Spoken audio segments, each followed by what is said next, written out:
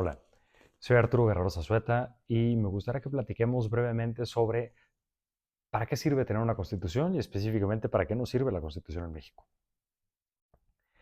Tener un texto constitucional en los estados modernos surge básicamente para dos cosas: dividir el poder y proteger derechos humanos.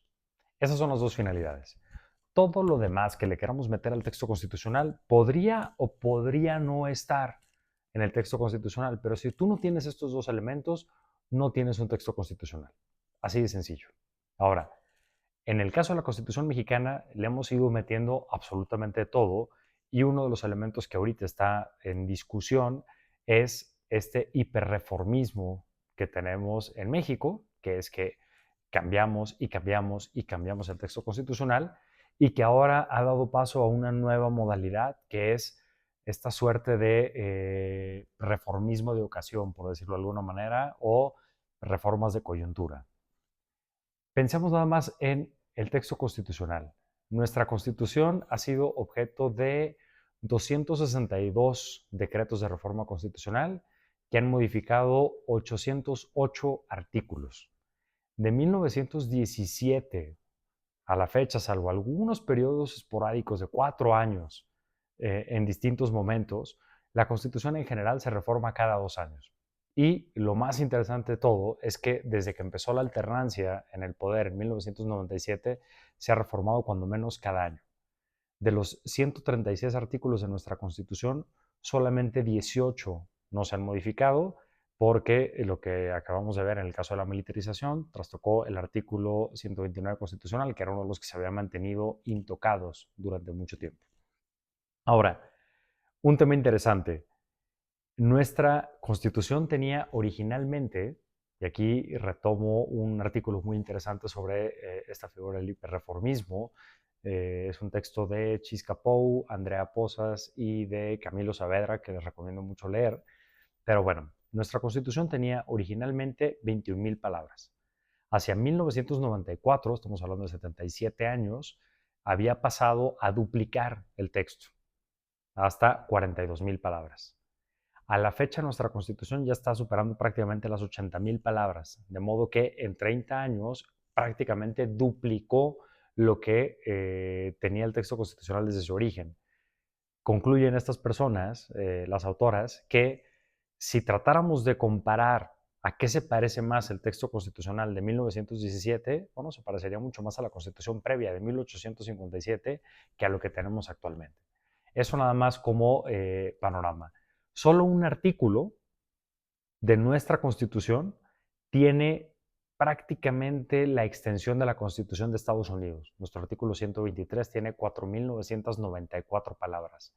Y solamente 5 artículos, el 27 sobre propiedad, que tiene todo un régimen civil, el 41, que tiene un código de procedimientos electorales, el 107 sobre las atribuciones del Poder Judicial de la Federación, o el 123 en materia del trabajo, tienen 20,574 palabras. Es decir, estos 5 artículos reúnen prácticamente la extensión que tenía la Constitución en su origen en 1917. De eso estamos hablando en general con el texto constitucional. De modo que en México podríamos concluir que un vaso de agua y una reforma constitucional no se le niegan a nadie. Ahora, más allá de vasos de agua, el problema con nuestra constitución y con este hiperreformismo es que ha generado enormes problemas, muchas tensiones, pero ¿de dónde viene todo esto? En buena medida viene, y por eso la ironía de que fuese con la alternancia en el poder que empezara a formarse la Constitución, viene de acuerdos políticos.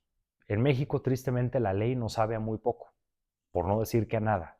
Entonces, estos movimientos políticos, cada que iban llegando al poder, trataban de plasmar necesariamente en el texto constitucional las cosas, porque si no, la ley sentían que en cualquier momento lo podían modificar. Porque aquí modificamos el marco normativo de acuerdo a la ocasión. Si nos estorba un requisito de elegibilidad de una persona, en lugar de replantearnos si la persona debiera ser elegible o no, sencillamente cambiamos la ley ad hoc para la persona.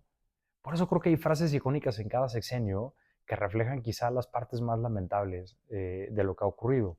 En el caso del sexenio de Calderón, ese famoso haya sido como haya sido, ¿no? Que mostró esta necesidad de ir en pellones contra viento y marea, a pesar de que nadie ni nada hubiese estado de acuerdo con lo que se estaba haciendo. Ya sé que no aplauden de Enrique Peña Nieto, que reflejaba de alguna manera la frivolidad de la clase política y esa desconexión absoluta con lo que estaba pasando a su alrededor. El sexenio pasado, yo me quedo con un tema icónico en su momento, que fue la designación al Fondo de Cultura Económica y esa frase infame de se las metimos doblada, camarada, para la designación de Taibo II, que al final fue lo que íbamos a ver con la designación en CNDH, lo que vimos con las designaciones en la CRE y lo que vimos después con ternas en la Suprema Corte. Y yo creo que la frase de este sexenio hasta el momento ha sido una que emitió recientemente el senador Adán Augusto, cuando al momento de responder a alusiones personales de un senador de oposición, sencillamente dijo que declinaba hacer algún tipo de aclaración porque águila no come mosca, el peso del águila. Es decir, aquí va con independencia de lo que sea y ni siquiera va a haber un desgaste en dialogar, en debatir. Y eso es lo que estamos viendo ahora con las reformas constitucionales, primero al Poder Judicial y ahora esta famosa reforma de supremacía constitucional que, como bien lo han señalado muchas personas, realmente habla de esta supremacía legislativa. Una reforma que se gestó, procesó y concluyó en 10 días, con un papel particularmente lamentable de las legislaturas locales, que nunca es que hayan hecho un contrapeso real en las reformas constitucionales, pero que aprobaron esto en menos de 24 horas. En el caso de la reforma judicial fueron un poquito más de las 24 horas. Fíjense nada más lo que implica hoy en día reformar el texto constitucional, y por eso les digo este reformismo de coyuntura.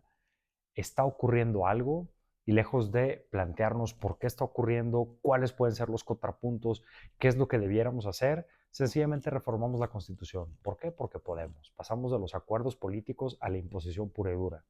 Tenemos esto y listo. Todo esto desencadenado por una iniciativa de reforma constitucional, la iniciativa al Poder Judicial, esta reforma al Poder Judicial. ¿Y por qué digo que solo una iniciativa? Porque se dice, oye, es que debieron haber previsto, se debió haber analizado, muchos hubieran, podemos considerar muchas cosas, pero les dejo un tema. Durante el sexenio pasado se habían presentado 370 iniciativas de reformas a la justicia o al Poder Judicial.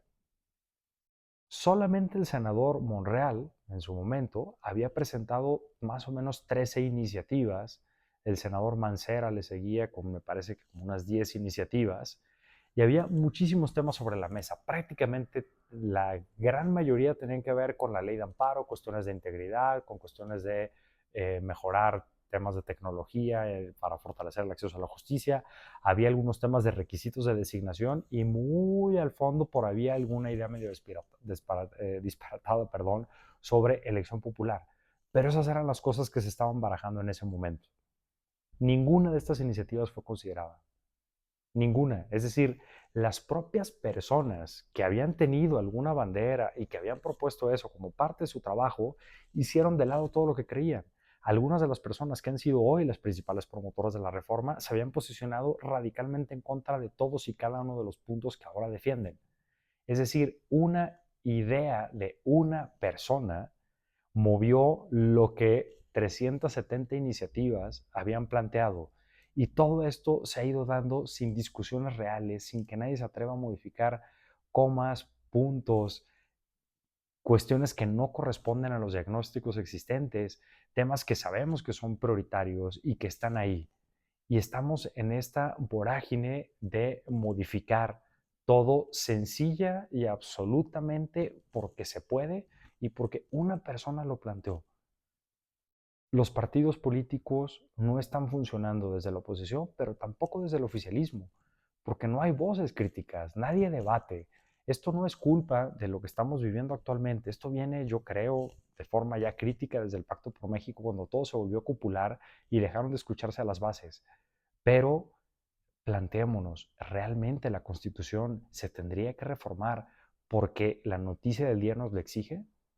¿En 10 días, así nada más, sin debate, sin discusión, sin nada?